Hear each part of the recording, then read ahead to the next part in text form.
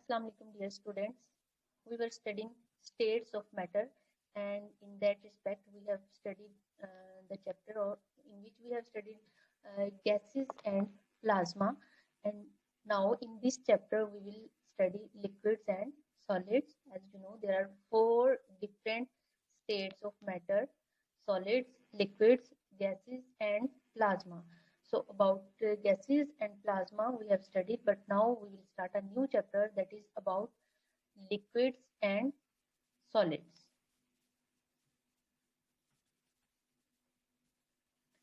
Now here the first topic is introduction, and in case of introduction we know that we have different states of matter, that is gases, liquids and solids, and why these three states are different.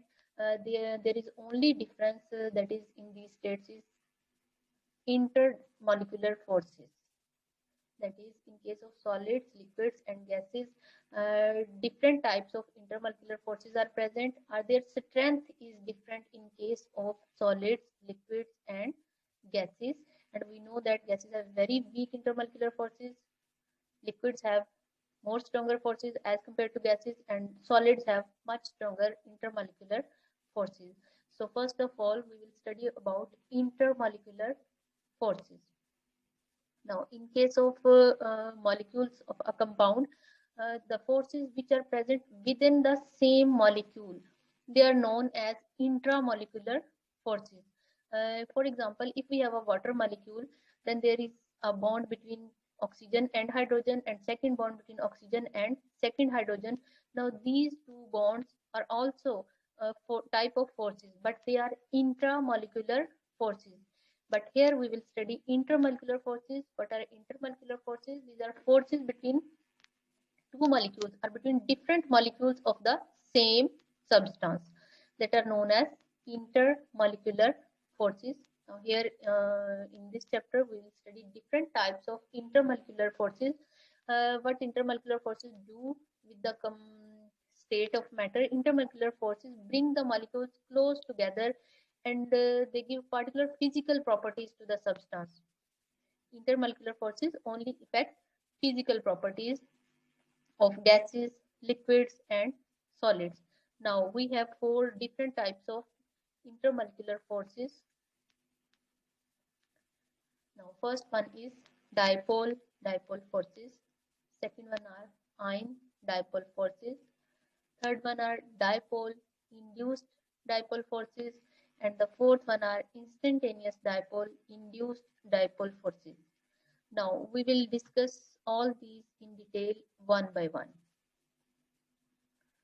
Now from this diagram you can understand difference between intramolecular and intermolecular forces. Now this is one water molecule. Red color shows oxygen and these are two hydrogen. This is one molecule. Now the bond between oxygen and oxygen and this hydrogen, they are also attractive forces, but they are intramolecular forces. Now here is a green line. Now what this green line indicates, this is attractive force between two molecules, this molecule and this molecule. Now this type of attractive force that is between two molecules is known as intermolecular force. ठीक है, तो यहाँ पर हमने ये वाली forces पढ़नी है जो between different molecules है, not within the same molecule. जो different molecules के दरमियान forces हैं उनकी टाइप्स हम स्टडी कर रहे हैं. अभी इन दोनों मॉलिक्यूल्स के दरमियान ये ग्रीन लाइन, ये इंटरमॉलिक्यूलर फोर्स है. नेक्स्ट आप देखें इस वाटर मॉलिक्यूल और इस वाटर मॉलिक्यूल के दरमियान भी ये लाइन बन रही है, तो ये इंटरमॉलिक्यूलर फोर्स है. नेक्स्ट वन थिंग मोर कि जो इंटरमॉलिक्यूलर फोर्सेस हैं they are much weak as compare to intramolecular forces, and they are not constant और परमानेंट. जो इंटरमॉलिक्यूलर फोर्सेस हैं ये अट्रैक्शंस हैं, समटाइम्स वो डेवलप हो सकती हैं डिफरेंट मॉलिक्यूल्स में, और समटाइम्स वो ब्रेक भी हो सकती हैं. थोड़ा सा हीट करें तो वो ब्रेक भी हो सकती हैं, जैसा कि आप इस स्ट्रक्चर में भी देख रहे हैं कि ये हाइड्रोजन बॉन्ड फॉर्म हो रहा है और फिर ब्रेक भी हो रहा है, क्योंकि अगर ये लिक्विड के मॉलिक्यूल्स हैं तो एक ही जगह पे स्टेबल नहीं रहते, वो मूव करते हैं. तो जब मॉलिक्यूल्स मूव करेंगे तो पहले जिस मॉलिक्यूल के साथ अट्रैक्शन थी वो ब्रेक हो सकती है, किसी न्यू मॉलिक्यूल के साथ उसकी अट्रैक्टिव फोर्स डेवलप हो सकती है. देखिए ये मॉलिक्यूल, इसकी भी फोर्स ब्रेक हो रही है, इसकी भी फोर्सेस ब्रेक हो रही हैं और दोबारा से फॉर्म भी हो रही हैं. So intermolecular forces are much weaker as compared to intramolecular forces, and they may be formed at some time and they may be broken after some time. Now, the first type of force is dipole force. Okay, first of all we will study dipole forces. तो इसके लिए सबसे पहले आपको पता होना चाहिए what is a dipole. Dipole means two poles. हमारे पास टू टाइप्स के सब्सटेंसेस होते हैं बच्चों, पोलर एंड नॉन पोलर. अब नॉन पोलर वो हैं जिनमें कोई पोल्स नहीं है, कोई पॉजिटिव नेगेटिव चार्ज नहीं है, बट पोलर मॉलिक्यूल्स वो होंगे जिनमें पॉजिटिव और नेगेटिव चार्जेस मॉलिक्यूल के अंदर प्रेजेंट होंगे. अब ये पॉजिटिव नेगेटिव चार्जेस या पोल्स क्यों क्रिएट होते हैं? ये क्रिएट होते हैं due to difference of electronegativity between two bonded atoms. अगर तो वो दो एटम्स जिनमें बॉन्ड फॉर्म हुआ है, अगर उन दोनों की इलेक्ट्रोनेगेटिविटी सेम होगी तो मॉलिक्यूल में कोई बॉन्ड्स क्रिएट कोई चार्जेस क्रिएट नहीं होंगे, पोल्स क्रिएट नहीं होंगे. लेकिन अगर दोनों एटम्स की इलेक्ट्रोनेगेटिविटी डिफरेंट होगी तो वो एटम जिसकी इलेक्ट्रोनेगेटिविटी ज्यादा होगी वो बॉन्डेड इलेक्ट्रॉन पेयर को अपनी तरफ ज्यादा अट्रैक्ट करेगा, और उस ग्रेटर अट्रैक्शन की वजह से उस एटम पे पार्शियल नेगेटिव चार्ज आ जाएगा, और जो एडजेसेंट एटम होगा जिससे उसने इलेक्ट्रॉन्स अपनी तरफ अट्रैक्ट किए उस पर पार्शियल पॉजिटिव चार्ज आ जाएगा. अब जब एक ही मॉलिक्यूल में पॉजिटिव और नेगेटिव दोनों चार्जेस होंगे तो हम कहेंगे कि इसमें डायपोल क्रिएट हो गया है.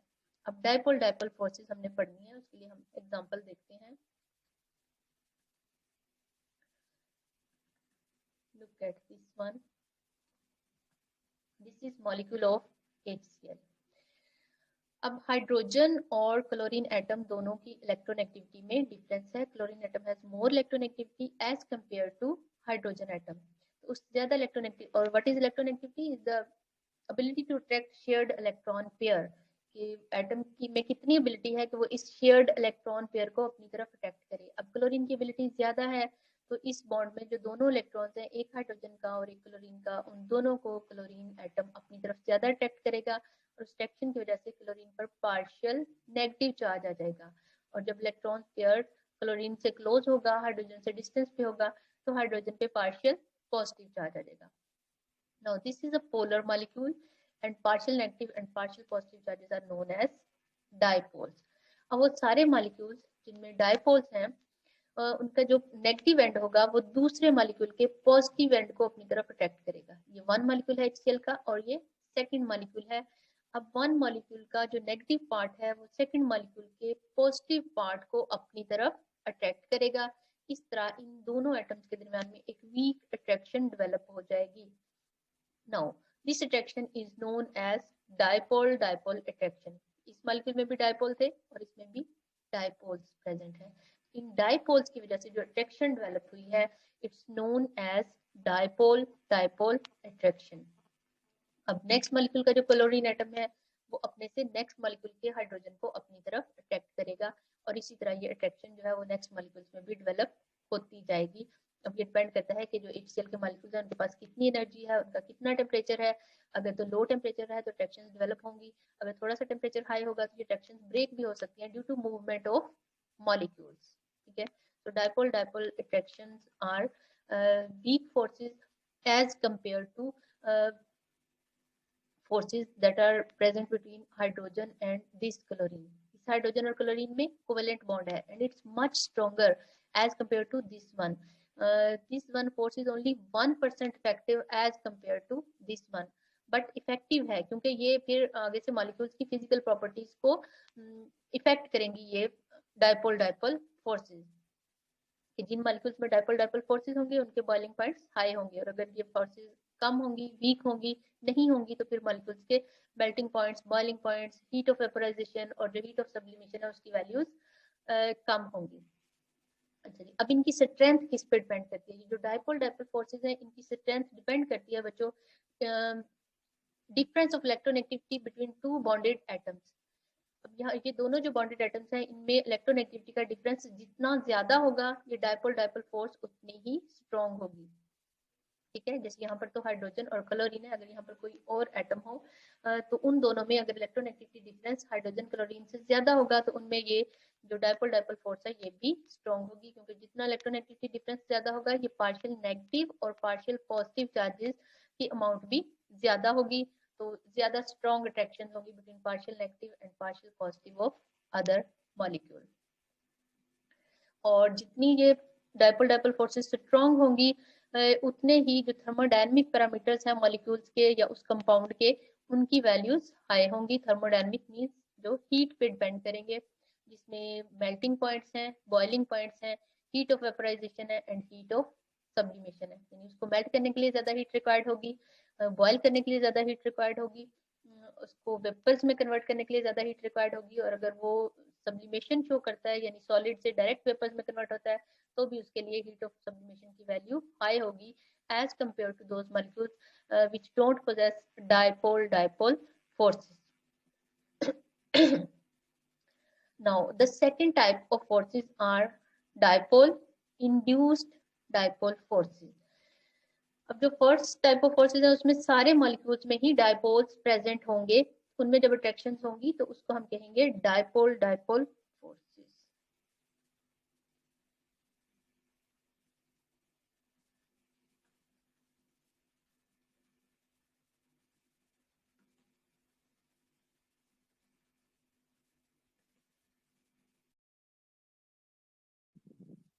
Bismillahirrahmanirrahim. Now, students, we have to study the second type of intermolecular force, that is dipole-induced dipole force.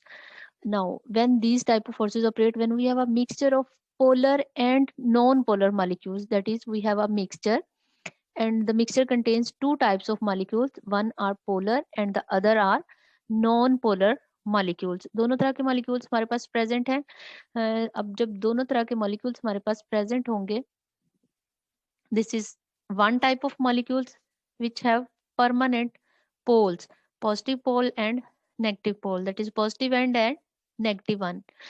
So it's a dipolar molecule.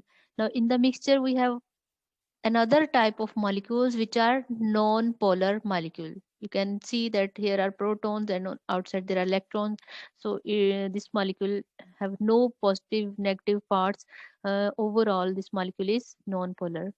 But when this molecule comes in contact with this molecule, the positive part of this molecule attracts electrons of this molecule.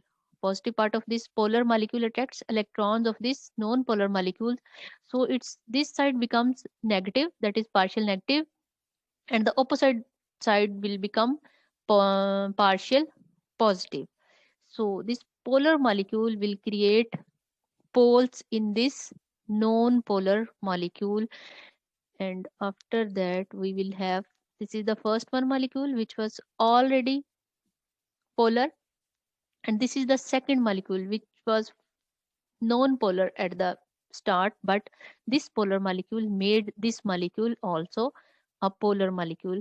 So this polar molecule have induced poles in the second molecule that was originally non-polar. So now the attractions between these two molecules, positive part of this molecule and the negative part of this molecule, now these attractions are known as dipole induced dipole force. Induce means किसी में produce करना, induce करना किसी चीज को। तो इस polar molecule ने इस नॉन पोलर मॉलिक्यूल को भी पोलर बना दिया, यानी इसमें पोल्स उसने इंड्यूस कर दिए हैं, इसलिए इस फोर्स को हम कहेंगे डाइपोल इंड्यूस्ड डाइपोल फोर्स। एक हमारे पास नॉन पोलर पोलर मॉलिक्यूल थे और दूसरे इस मिक्सचर में हमारे पास नॉन पोलर मॉलिक्यूल्स थे। तो जो पोलर मॉलिक्यूल्स हैं वो नॉन पोलर मॉलिक्यूल में भी पोल्स क्रिएट कर देंगे। तो अब जो अट्रैक्शंस होंगी वो किस में होंगी, dipole and induced dipole molecule में। So that's why these forces are known as dipole induced dipole forces, और इनको हम डिबाई फोर्सेस भी कहते हैं। Now, next we have a third type of forces that are instantaneous dipole induced dipole forces, और उनका second नाम है London dispersion forces.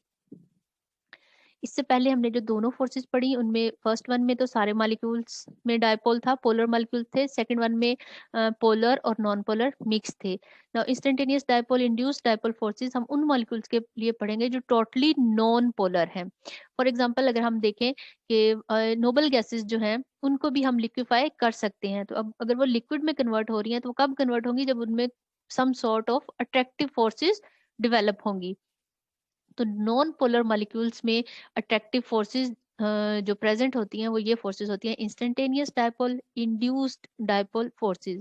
और इन फोर्सेस को साइंटिस्ट फ्रिट्ज लैंडर ने एक्सप्लेन किया 1930 में, जब उसने नॉन पोलर मॉलिक्यूल्स पे वर्क किया और उसने देखा कि उनमें भी some sort of attractive forces present है, तो उसने उनको instantaneous dipole, induced dipole forces का नेम दिया, या London dispersion forces by his own name. अब हम ये देखेंगे कि ये लंदन डिस्पर्शन फोर्सेस या instantaneous dipole induced dipole forces produce कैसे होती हैं। Now for example we have a molecule that is non polar, helium. Noble gases के बारे में आपको पता है कि ये सारे नॉन पोलर मॉलिक्यूल्स हैं, एटॉमिक फॉर्म में एग्जिस्ट करते हैं, मॉलिक्यूलर फॉर्म में होते ही नहीं, तो ये नॉन पोलर हैं। अब हीलियम एटम का अगर एक हीलियम गैस का अगर एक एटम है हमारे पास, और उसमें क्या है, न्यूक्लियस में प्रोटॉन्स हैं और उसके बाहर इलेक्ट्रॉन्स रिवॉल्व करते हैं। अब किसी टाइम पे ऐसे हो सकता है कि इलेक्ट्रॉन्स रिवॉल्व करते करते सारे इलेक्ट्रॉन्स एक साइड पे आ जाएं। अब जिस साइड पे इलेक्ट्रॉन्स आ जाएंगे उस साइड पे पार्शियल नेगेटिव चार्ज आ जाएगा, और जो ऑपोजिट साइड होगी उस पे पार्शियल पॉजिटिव। उस वक्त हम इस मॉलिक्यूल को कहेंगे instantaneous dipole. Instantaneous from instant, instant means लम्हा, यानी किसी भी लम्हे वो जो मॉलिक्यूल है उसमें डायपोल क्रिएट हुआ है अपने ही इलेक्ट्रॉन्स की मूवमेंट की वजह से।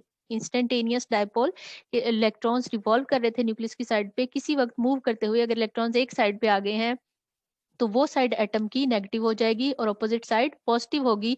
तो उस वक्त जो पॉजिटिव और नेगेटिव चार्जेस हैं उनको हम कहेंगे इंस्टेंटेनियस डायपोल।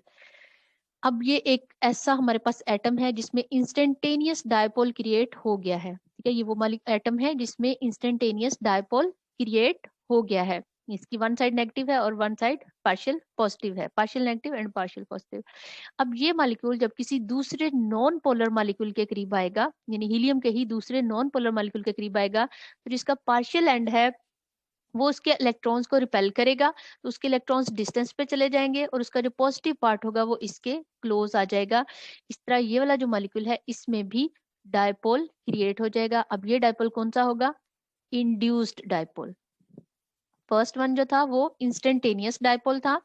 अब ये मॉलिक्यूल जब सेकंड मॉलिक्यूल में डायपोल्स क्रिएट करेगा तो वो इंड्यूस्ड डायपोल्स होंगे। अब इन दोनों में जो अट्रैक्शन होगी उसको हम कहेंगे instantaneous dipole, induced dipole force. इस तरह ये मॉलिक्यूल किसी दूसरे मॉलिक्यूल के क्लोज जाएगा तो ये उसमें भी डायपोल क्रिएट कर देगा, इंड्यूस कर देगा। इस तरह ये बहुत सारे मॉलिक्यूल्स में अट्रैक्टिव फोर्स डेवलप हो सकती है। और जितने भी नियर बाय एटम्स होंगे उनके इलेक्ट्रॉनिक क्लाउड जब डिस्टर्ब होंगे तो उन सब में भी ये डायपोल्स क्रिएट हो जाएंगे। ठीक है, इसलिए हम इसको इंड्यूस्ड डायपोल कहेंगे।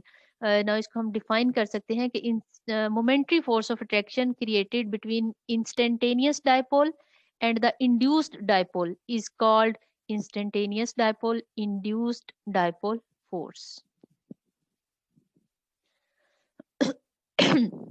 इन फोर्सेस के बारे में अब हम थोड़ा सा और डिस्कस करेंगे कि ये जो instantaneous dipole induced dipole forces हैं, they are very short lived, very they are formed between two atoms for a very short time.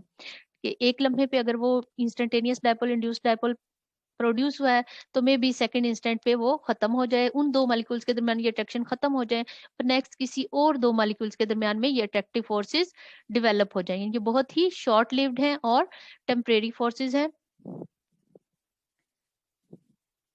जी, आप इन मॉलिक्यूल्स में देख सकते हैं, ये हमारे पास एक मॉलिक्यूल है, नॉन पोलर मॉलिक्यूल है। ठीक है, किसी भी गैस का हो सकता है, जैसे हाइड्रोजन एटम ले लें आप, ये उसका मॉलिक्यूल हो सकता है। तो नॉर्मल कंडीशन में ये नॉन पोलर है। अब देखें इस कंडीशन में ये सम इंस्टेंट पे आपको नॉन पोलर नजर आ रहा है और सेकंड इंस्टेंट पे इसमें पॉजिटिव नेगेटिव चार्जेस आ रहे हैं। इसी तरह ये मॉलिक्यूल भी देखें, समटाइम्स ये नॉन पोलर है और नेक्स्ट इंस्टेंट पे इसमें पॉजिटिव नेगेटिव चार्जेस आपको नजर आ रहे हैं। ये देखिए पॉजिटिव, ये आपको नॉन पोलर नजर आ रहा है और फिर इसमें पॉजिटिव और नेगेटिव चार्जेस क्रिएट हो रहे हैं। तो ये है कि किसी एक मॉलिक्यूल में अगर इंस्टेंटेनियस डायपोल क्रिएट होगा तो ये जब दूसरे मॉलिक्यूल के करीब जाएगा तो ये उसमें भी डायपोल इंड्यूस कर देगा। तो ये अगर इंस्टेंटेनियस डायपोल है तो दूसरे मॉलिक्यूल को अगर ये पोलर कर रहा है तो वो इंड्यूस्ड डायपोल होगा। इस तरह जितने भी हमारे नॉन पोलर मॉलिक्यूल्स हैं उनके लिए ये फोर्सेस बहुत इंपॉर्टेंट हैं, क्योंकि जो पोलर मॉलिक्यूल्स हैं उनमें अट्रैक्टिव फोर्सेस जो है वो हम मोस्टली डायपोल डायपोल फोर्सेस या फिर dipole induced dipole forces discuss करते हैं। बट नॉन पोलर मॉलिक्यूल्स में डायपोल डायपोल फोर्सेस एग्जिस्ट नहीं कर सकती, डायपोल इंड्यूस्ड डायपोल फोर्सेस भी एग्जिस्ट नहीं कर सकती। तो नॉन पोलर मॉलिक्यूल्स में just induced dipole sorry instantaneous dipole induced dipole forces exist करती हैं, और उन्हीं की वजह से जो नॉन पोलर मॉलिक्यूल्स हैं, जो हमारी गैसेज हैं जो नॉन पोलर हैं, उनको हम लिक्विफाई कर सकते हैं, क्योंकि लिक्विड में तभी कन्वर्ट होंगी गैसेज जब उनमें अट्रैक्टिव फोर्सेस डेवलप होंगी। तो हाइड्रोजन, क्लोरीन और हीलियम, नियोन, इन सारी गैसेस को हम इस प्रॉपर्टी की बेस पे instantaneous dipole, induced dipole, attractive forces की बेस पे लिक्विफाई कर सकते हैं। Now, next we have to discuss the factors affecting the London forces. ये जो थर्ड टाइप हमने फोर्सेस की पढ़ी है, इनको कौन से फैक्टर्स इफेक्ट करते हैं? समटाइम्स ये स्ट्रॉन्ग होती हैं, समटाइम्स ये वीक होती हैं, और इनकी जो स्ट्रेंथ है वो किन फैक्टर्स पे डिपेंड करती है, हम वो फैक्टर्स पढ़ेंगे। Now there are two factors which effect the London forces. First effect is size of electronic cloud of the atom or molecules. कि जो भी हमारा एटम है या मॉलिक्यूल है उसके इलेक्ट्रॉनिक क्लाउड का साइज क्या है। और सेकंड फैक्टर है number of atoms in the molecule. तो पहले हम फर्स्ट फैक्टर को डिस्कस कर लेते हैं। Size of the electronic cloud of the atom or molecules means कि एटम का साइज जितना बड़ा होगा उसके गिर्द शेल्स जितने ज्यादा होंगे उसके इलेक्ट्रॉनिक क्लाउड का साइज भी उतना ही बड़ा होगा। अब इलेक्ट्रॉनिक क्लाउड के साइज बड़ा होने से इन फोर्सेस पे कैसे इफेक्ट होगा?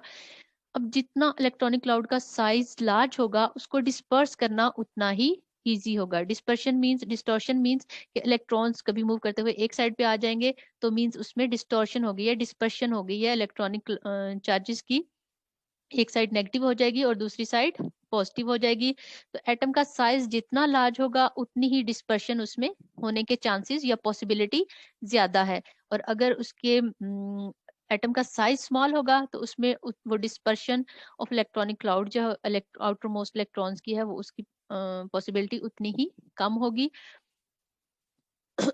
and this dispersion or distortion of electronic cloud is known as polarizability. अब हम नॉन पोलर गैसेस देखते हैं। हमारे पास नोबल गैसेस हैं helium, neon, argon, krypton, xenon and radon. अगर हम इनके बॉइलिंग पॉइंट्स देखें तो ग्रुप में टॉप से बॉटम पे जाते हुए इनके बॉइलिंग पॉइंट्स इंक्रीज हो रहे हैं। अब बॉइलिंग पॉइंट्स इंक्रीज कब होते हैं? जब अट्रैक्टिव फोर्सेस स्ट्रांग हो। ठीक है, जिन मॉलिक्यूल्स में वीक होंगे अट्रैक्टिव फोर्सेस उनका बॉइलिंग पॉइंट लो होता है। जैसे जैसे अट्रैक्टिव फोर्सेस स्ट्रांग होती जाएंगी तो बॉइलिंग पॉइंट भी हाई होता जाएगा। अब नोबल गैसेस में हमें पता है कि डायपोल डायपोल फोर्सेस भी एग्जिस्ट नहीं करती, डायपोल इंड्यूस्ड डायपोल फोर्सेस भी एग्जिस्ट नहीं करती। तो ओनली लंडन डिस्पर्शन फोर्सेस हैं जो नोबल गैसेस में एग्जिस्ट करती हैं। अब लंडन डिस्पर्शन फोर्सेस एग्जिस्ट करती हैं तो जैसे जैसे एटम का साइज इंक्रीज होता है, वो टॉप से बॉटम पे जाते जाते एटम्स का साइज इंक्रीज होता है, क्योंकि नंबर ऑफ शेल्स इंक्रीज होते जाते हैं साइड पे, तो इलेक्ट्रॉनिक क्लाउड का साइज भी इंक्रीज होता जाता है। तो जितना साइज लार्ज होगा उतनी ही इलेक्ट्रॉनिक क्लाउड की डिस्पर्शन ज्यादा होगी, डिस्टॉर्शन ज्यादा होगी, मींस पोलराइजेबिलिटी उतनी ही ज्यादा होगी, यानी एक साइड पे नेगेटिव चार्ज पॉजिटिव चार्ज होने की एबिलिटी उतनी ही ज्यादा होगी। तो जितने पोलराइजेबिलिटी ज्यादा होगी उतनी ही अट्रैक्टिव फोर्सेस टू एटम्स के दरमियान या गैस के टू मॉलिक्यूल्स के दरमियान उतनी ही अट्रैक्टिव फोर्सेस स्ट्रांग होंगी, और जितनी अट्रैक्टिव फोर्सेस स्ट्रांग होंगी बॉइलिंग पॉइंट उतना ही हाई होगा। ठीक है, नेक्स्ट है हमारे पास हैलोजेंस। अगर हम fluorine, chlorine, bromine, iodine, astatine की तरफ जाएं तो देखें फ्लोरीन जो है इसका जो बॉइलिंग पॉइंट है -188 है, और जो आयोडीन है उसका 184 है, यानी ये -188 से बॉटम पे जाते जाते 184 हो गया है। एस्टाटीन की बात हम कम करते हैं because astatine is rare and radioactive. तो हम मोस्टली हैलोजेंस की बात करते हैं तो हम फ्लोरीन से आयोडीन तक की बात करते हैं। इस ग्रुप में, हैलोजेंस के ग्रुप में टॉप से बॉटम तक जाते जाते बॉइलिंग पॉइंट इंक्रीज हो रहा है, और इसकी भी क्या रीजन है कि टॉप से बॉटम तक जाते हुए इलेक्ट्रॉनिक क्लाउड का साइज इंक्रीज हो रहा है, और इलेक्ट्रॉनिक क्लाउड का साइज इंक्रीज होने की वजह से पोलराइजेबिलिटी भी इंक्रीज हो रही है, और जितनी पोलराइजेबिलिटी ज्यादा होगी उतनी ही लंडन डिस्पर्शन फोर्सेस भी स्ट्रॉन्ग होंगी। तो उन स्ट्रॉन्ग फोर्सेस की वजह से जो आयोडीन है इसका बॉइलिंग पॉइंट ज्यादा है एज कम्पेयर टू फ्लोरीन। अगर हम नॉर्मल कंडीशन में देखें तो फ्लोरीन जो है वो रूम टेम्परेचर पे गैस है और बॉइलिंग पॉइंट आपने देख लिया उसका -188 है, जबकि जो आयोडीन है बच्चों ये रूम टेम्परेचर पे सॉलिड है। देखिए 184 बॉइलिंग पॉइंट है तो ये रूम टेम्परेचर पे सॉलिड है, और ब्रोमीन जो है ये लिक्विड है।